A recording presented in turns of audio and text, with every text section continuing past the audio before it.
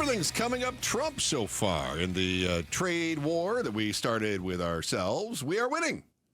We are winning so much that we are going to be handing out $600 in free checks to Pablo, to Chris, to Joe. Becky Lynn's not going to get that whole $600. We know she makes way more than $75K. She might get like $350.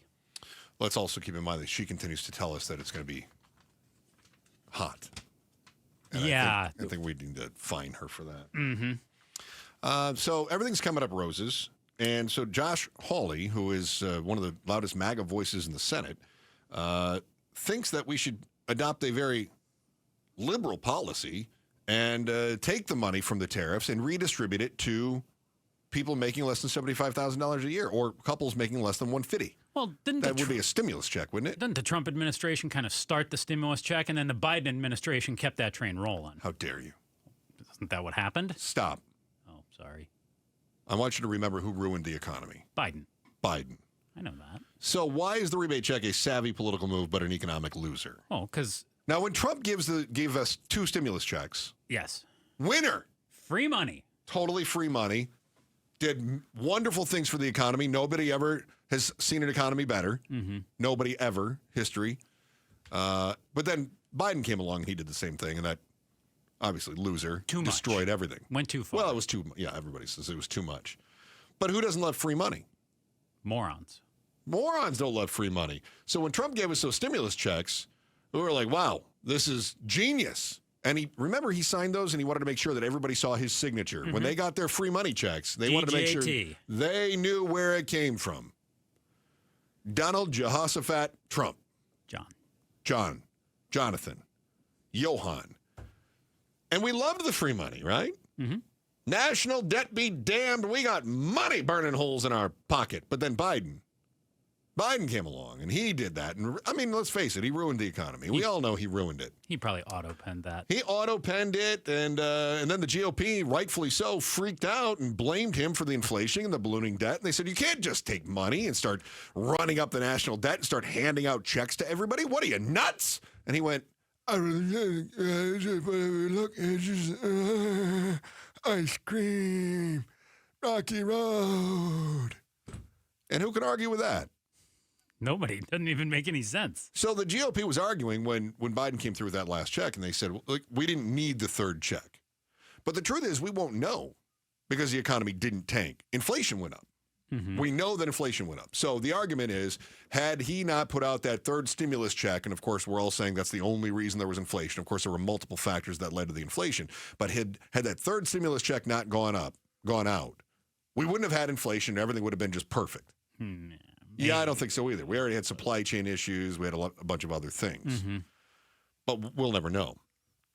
But for all the same reasons that the GOP were criticizing Biden's fiscal decisions on that third stimulus check during COVID, this whole deal was giving us stimulus checks from the tariffs will have the same consequences, only double. It'll be doubly. Okay. And you're wondering how I did my math. Yeah, I'm wondering how you did your math. Explain how you came up with double. Because I think the GOP is more concerned with what's going to happen in 2026. So they're looking at this as a potential vote winner. Absolutely. It is politically savvy. Yeah. Whenever you can buy a vote, buy the vote. Mm-hmm. Right? I mean, that's politics 101. So people will always vote for the person who's willing to give them the most from the public treasury. So how's it doubly bad, though? All right. Math on the radio. You ready? Love math on the radio. All right. Off we go with math on the radio. All right. The thinking on the tariffs is that they're causing a surplus, right? We've got a surplus. We got more money coming in than we expected when it comes to the national treasury. $4 billion a year ago, $27 billion now. Yep. Yes. Okay. So then the thinking is, well, this is America's money. We should be giving this money to the American people, right? It's kind of the Republican side. Let's lower taxes, less money for government. The problem is that the public pays those tariffs one way or another. That money is coming out of our pockets in order to pay those tariffs one way or another. And I know we're also saying, oh, it's coming from the corporations. Japan's paying them. No, they're not. It's coming from the corporations. And we've already started to see this. So effectively what we're doing is we're raising the cost of doing business. If you ask any Republican, Is it a good idea to raise the cost of doing business? They'll say, what are you, crazy? If you say, let's raise minimum wage, they'd say, what are you, crazy? That's going to raise the cost of doing business. That's going to drive inflation. Inflation costs us more. And then we get a stimulus check.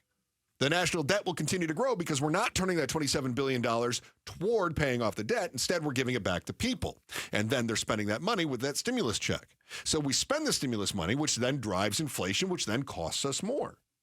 So we've created a cycle where we are taxing ourselves through the tariffs to go to the Treasury, not to pay off the debt, but to give back to ourselves. Think of it this way, Joe. What do we say about federal taxes? So we say that the federal government collected X amount of dollars from the state of Arizona. All right, they took just a random number out here. They took $20 billion from Arizona in federal income tax withholdings. Okay. I have no idea how close that number is to reality. I'm just throwing the number out, okay? So the federal government took $20 billion. And then the federal government gave us $24 billion in order to help run our state. Again, I have no idea what the numbers are. I'm just making these up. And we say, wait a minute. Why did we send $20 billion to Washington for them to send $24 billion back? Why didn't we just keep the $24 billion? Or the $20 billion to start with. And, of course, the reason is because they spent it on federal programs, right? That pays for the national parks, the Grand Canyon. It'll pay for whatever the FBI is here locally, for CBP, for ICE. So it's the federal programs. But it's still our money. We send $20 billion to Washington so that Washington can send, say, $24 billion back. Yeah, all kinds of stuff. Maybe some federal roads or who knows. Absolutely. Bridges, whatever it is, right? But we're doing the same thing with these tariffs where we go, hey, why only it's more direct? So the tariffs we're going to get hit on the tariffs. Steel costs are going up. Price of your house is going up. You're taking out a bigger loan to pay for that house because the steel, the wood, the aluminum, all the other stuff, that's gone up. Price of your can of soda or your can of beer is going up because aluminum prices are going up. All of these things are hitting people. So we're paying the tariffs. The tariffs then go to Washington. Washington then sends us a check for $600 to help pay for the tariffs. Why even have the tariffs in the first place if you're not going to use the money to pay down the debt? How have you won a trade war? All you've done is created a cycle of taxation and rebates. It's exactly what it is. So what does Dave Ramsey always say? You can't spend your way to fiscal security. That doesn't happen. Do we have a second for me to tell a little story here? Yeah. I heard a host, who shall go unnamed, declare the brilliance of his own question. And he said, how can the Democrats complain about the tariffs hurting American business, but think that raising taxes on corporations won't do the same thing? It's a good question, said this host. Without debating the merits of the taxes or the tariffs or getting into the left-right argument, the reason the question isn't good is that it's an apples to oranges question. By applying an overnight tariff of 50%, or we just said, India, you're going to have a 50% tariff starting Friday. I've decided. That just came out today. I don't know if you saw that. So that is going to have an impact on prices. And we're starting to see this in some sectors while other retailers are being sneaky by raising costs and shrinking packaging. My son came to me yesterday with a little Jif peanut butter cup, and he said, doesn't this seem small? And I said, yeah. He says, I looked at it. It's the same price. That's shrinkflation. It's half the size of the old ones, but the same price. That's shrinkflation. So they're being sneaky. But there are no proposals that have any serious backing that are calling for 50% overnight tax increases. So when you say 50% on tariffs, and why are the Democrats complaining about that when they want to raise taxes? Apples to oranges. The other reason the question fails the sniff test is because of the inverse. So if we replace Democrats with Republicans and we ask the same question, how can the Republicans complain about raising taxes on corporations but think that raising tariffs won't have the same impact? It's a good question. How would that response go over? So just be cautious when people start trying to splice out tariffs and compare those to taxes and say Democrats should be in favor of it. The inverse, of course, is shouldn't Republicans then oppose it? That was a lot. Did I say anything wrong?